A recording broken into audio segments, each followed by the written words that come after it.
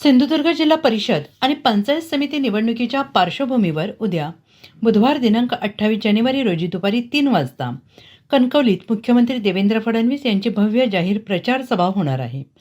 कणकवली उपजिल्हा रुग्णालयासमोरील मैदानावर ही सभा पार पडणार असून महायुतीच्या उमेदवारांच्या प्रचारासाठी मुख्यमंत्री स्वतः मैदानात उतरणार आहेत. या सभेसाठी महायुतीकडून जय्यत तयारी सुरू असून उपजिल्हा रुग्णालयासमोर भव्य व्यासपीठ उभारण्यात आलेलं आहे.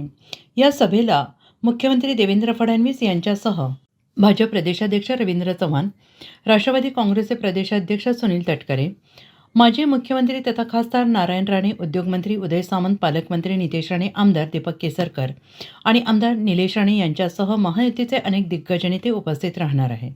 गावोगावी प्रचाराचे नियोजन सुरू असताना मुख्यमंत्री देवेंद्र फडणवीस यांच्या या सभेमुळे कार्यकर्त्यांमध्ये मोठा उत्साह संचारला आहे.